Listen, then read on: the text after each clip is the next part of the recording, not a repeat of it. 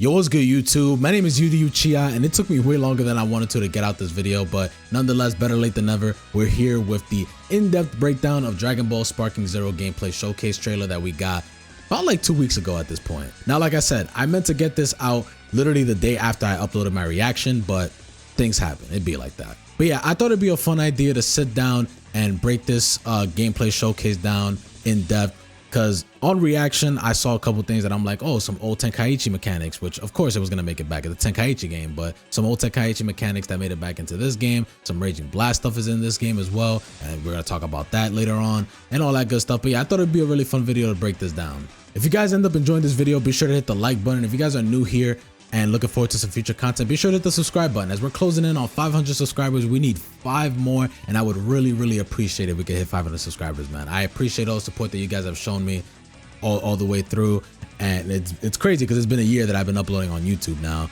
But yeah, I appreciate all the support, man. Truly, it really means a lot to me. But with all that out the way, let's jump into this gameplay showcase. So immediately we got Goku and Vegeta doing the little intros and stuff, and obviously the older games had their intros, and we got Goku doing the Dragon Ball Super Broly little hop. And yeah, it looks really fun. I know this is a whole different game, but Dragon Ball Fighters had, you know, its dynamic intros and all that other stuff. But I would like it if this game had some dynamic intros as well. Now, pausing right away. So as you saw, some of the movement that they were doing, it was using ki actually. Now in the older games, when some of the movement that they were doing didn't require ki unless you were doing some of the dashes that actually like used up ki. But in this case, it seems like a different type of movement, which of course, you know, they were going to refine a whole bunch of things, but that's one of the things that I noticed. And by the way, might I mention, the movement in this game does look really smooth, really fun to pull off, and all the other stuff. You know what I'm saying? You got your vanishes here as well. And it seems like the vanishes are not using ki in this instance, but it might just be, you know, again, some mechanic changes, of course. Because again, we're going to see, of course, some very familiar looking mechanics and all that other stuff.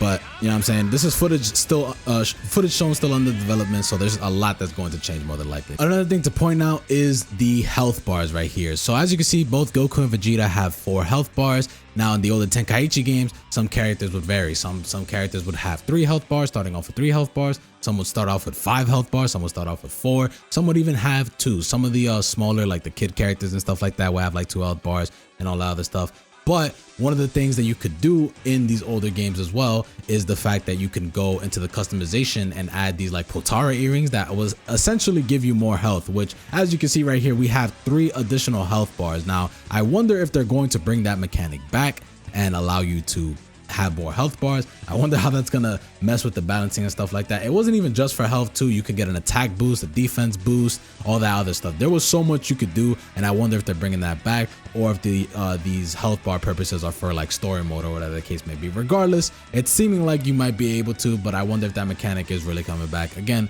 further details will come later on when, you know, we get closer to the game's release date. Now, we had Goku do the beam to Vegeta, a little super that actually did some battle damage to Vegeta. Now, in the older Tenkaichi games, you already know battle damage off supers was a thing. In Tenkaichi 3, I remember the battle damage would happen if, you know, you got into a beam struggle or if it was an ultimate. And in Tenkaichi 2, I remember if you got to a certain amount of health, then some of the battle damage would happen there as well. But it was mostly off ultimates, but it's you know, little detail to see that even just regular super attacks can do battle damage to the characters, which is really nice added little detail. And then I know like right now Vegeta's gonna do his super attack. Is gonna do battle damage to Goku, and yo, the effects look really nice as well. And I think right around here is when we're finally gonna see something that was really nice to see. So Vegeta went max power right here, and it changed the scenery right here. I'm pretty sure that's a Raging Blast thing. Correct me if I'm wrong. It's been a long time since I last played Raging Blast, but I'm pretty sure that's the case. We got Vegeta going into his super, but not only did he go into his super, but when Vegeta's at max power, you can see he's doing this combo right here that seems like an infinite combo. And if it seems familiar to you, that's because it is. So in the older Tenkaichi games, when you were at max power, you could do these infinite combos. Now, some of them weren't necessarily real because at some point you can start blocking, but if you were behind the opponent, it would automatically just do an infinite combo if you just, you know, mash the square button and stuff like that. And it seems like it's back sort of, because we weren't seeing combos like that before. earlier in the showcase, but again, we'll really see when the final game is out. But it seems like infinite combos or semi-infinite combos when you're in max power is back. And we're immediately gonna pause again in a bit because we're gonna get into our next detail right here, which is the lock-on feature. So if you guys remember in the Tenkaichi games as well, there was the lock-on feature, and pretty much you would just have to lock onto your opponent. I'm pretty sure you would have to press the L1 button at the beginning of the match, but if you got hit by ultimates in the Tenkaichi games, you would lose the lock on, and you would have to lock back onto the opponent. And it seems like that's back because not only is the smoke like covering you and stuff like that, but like as you can see, like Goku's not locked onto the opponent anymore, and the ki blast is breaking through the smoke as well, which is really nice little detail as well. But yeah, as you can see, when Goku got hit by the ki blast, he locked back in. Now, I'm pretty sure a similar thing used to happen in the older games as well, if I'm not mistaken. But yeah, nice to see that's back. Now we're about to immediately pause again because we got yet another detail to go over, which was from the older games as well that's made it back into this. We got Goku going into Super Saiyan Blue right here. The transformations are back, which we love to see. And one of the things I want to pause here is, if you noticed before right here, I'm going to play a clip right back, but right here we have these blue bars, which are called skill count in this game. It is 3 right now, but before the transformation, it was actually at 5. But now that he's transformed, he's at 3. So it's interesting to note that if you go Super Saiyan Blue, it takes 2 of them. Now, I don't know how this is going to vary per transformation, but in the older Tenkaichi games, you would have to, have at least 1 to be able to transform into like Super Saiyan, or I think if you needed 2 to go transform into Super Saiyan 2, and then you needed 3 to go Super Saiyan 3, and all that good stuff. Now, if you may have not noticed, I added the fact that yeah, if you were going to go Super Saiyan 3, I'm pretty sure you needed 3 of these skill count bars, but obviously Super Saiyan Blue is like way further of a transformation in the series, but yet it only took 2 of these skill count bars in order to do so. So I wonder if that's going to change. Obviously it's still under development, so it's more than likely to change, or maybe it doesn't, who knows. But regardless, it's interesting to put that out there. And another thing I wanted to point out about the skill count thing as well is that this would vary per character. Goku, I'm pretty sure, used to have like 7 skill count bars in Tenkaichi. I could go double check that after this video. But yeah, I'm pretty sure you used to have 7, and some characters would vary. Some characters would only go up to a max of 3. Some people would go up to 5. Like, it would vary per character. It was very different. I wonder how they're going to go about balancing that in this game. And, obviously it's just stuff that we're going to see way later on when we get more details when this game is getting closer to release. But it's just something to point out, something to keep in mind, if you didn't know that. But we got Goku and Super Saiyan Blue, and we already saw something right there as well that we're going to talk about later on.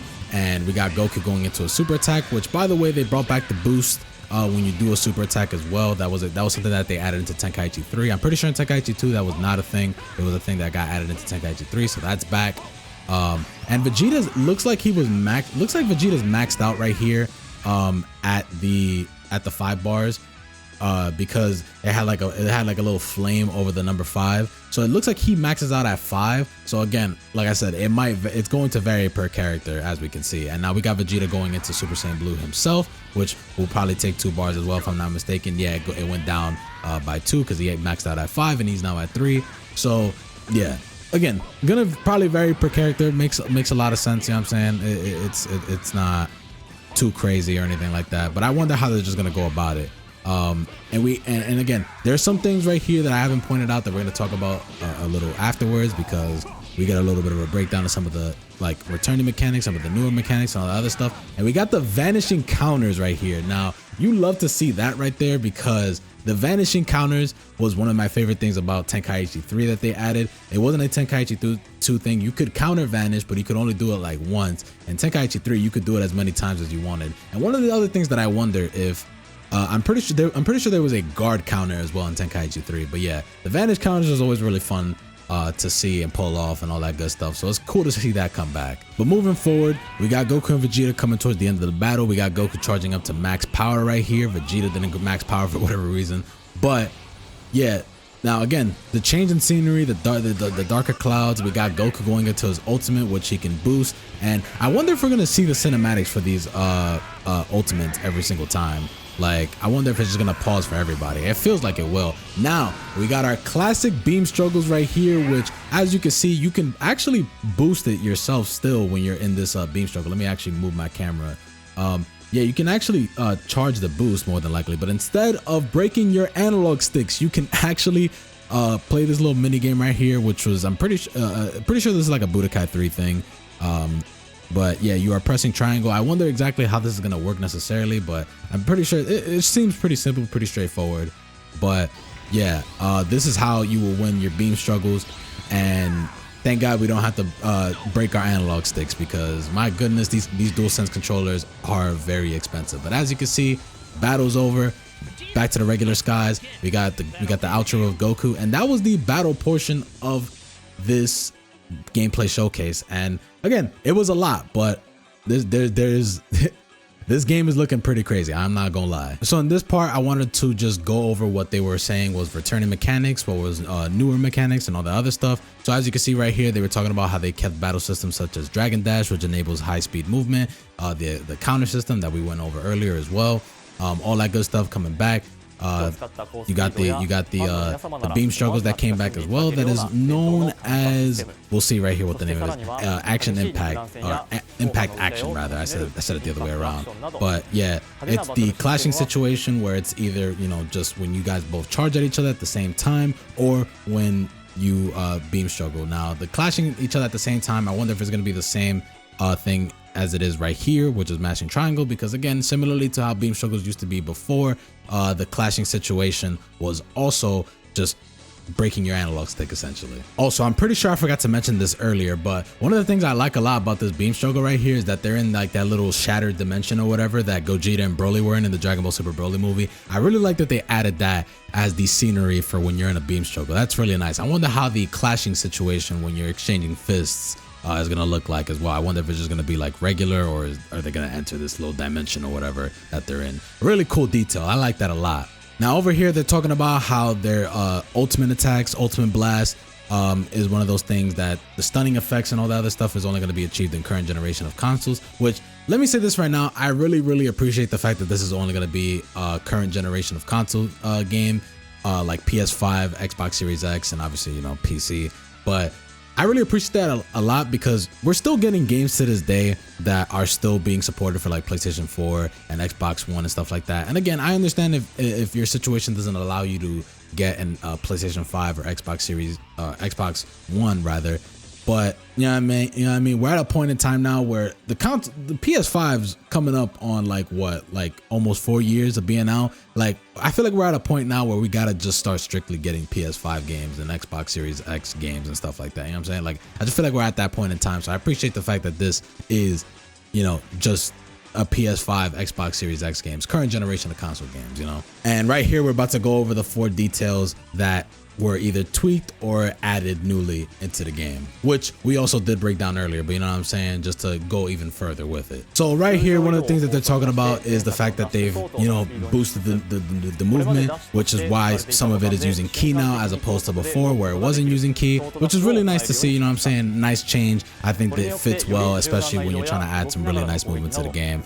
Even though, you know, moving around in the older Tenkaichi games wasn't bad at all, but that was, you know, it's really appreciated to have some of these things tweaked a bit. And over here, they're talking about the skill count mechanic, which is these blue bars right here that I mentioned earlier, which they're going into detail as to what more it's going to be used for, other than just, you know, going into transformations and getting up to max power and all that other stuff. And as you can see right here, they're adding a new mechanic called Revenge Counter, which is a get off me tool essentially that uses 2 bars. Actually, as you can see, it went down from 4 to 2, and that's, you know, it's pretty hype. Then we got a little get off me counter right here. And same thing right here, the beam deflection coming back from Raging Blast. You use 2 of these skill count bars right here, and just get the beam off me, you know what I'm saying? So it's really nice to see some of these older mechanics come back, and all the other stuff. You know what I'm saying? I'm not a big Raging Blast fan or anything like that, but it seems, again, it seems more true to a Tenkaichi game more than anything. Now, Vanishing Assault, this right here reminded me a lot of in Tenkaichi 3 when you dash not only once, but when you dash twice. It's a mechanic that it's also in Xenoverse as well, but like when you dash twice, you go behind them and you kind of just like start comboing them and stuff like that. Pretty sure I have a clip showing right here. And that's really nice that they brought this back, essentially. Like, again, kind of a tweak mechanic. Looking a lot cleaner. You end up right behind them, you know what I'm saying? You start comboing them and all that other stuff. So yeah, looking really nice. Now, after all that, we got the Power versus Speed trailer, which showcased a bunch of the different characters that we still hadn't seen just yet, like Super Trunks, Kakunta, Hit, DBS Broly at Super Saiyan Full Power, Kale in Berserker mode and stuff like that. And that was really hyped to see, and I can't wait to see even more of these characters. I can't wait to see even more of this game in general. And yeah, that's pretty much it for the breakdown. There's really nothing else for me to break down in the Power versus Speed trailer that we got as well. There's really not a whole lot. But yeah, man, I'm really excited to see what more we get of this game. I'm really excited to play this game whenever it does come out. Again, I think this game is probably going to be an early 2025 game, but if it were to come out this year, I really think it's going to be in December. But yeah, let me know what you guys think when this game is going to come out. Do you guys think it's coming out at December 2024? Do you guys think it's a 2025 game? Like I said, I think it's a 2025 game, but you know what I'm saying? I really hope that they take their time in polishing this game up and making this, you know, the best game that it could possibly be, because it really has the potential to be the best Dragon Ball game. You know what I'm saying? It really does. And I can't wait to see what the finished product ends up being, man. But with that being said, that's going to be the end of the video. I hope you guys enjoyed the video. If you guys enjoyed the video, be sure to hit the like button. And like I said, if you're looking forward to some future content, be sure to hit the subscribe button. I would appreciate it if we could get the big 500. Thank you guys so much for the support. And that's going to be it for the video. Catch you guys on the next one. Take it easy, y'all.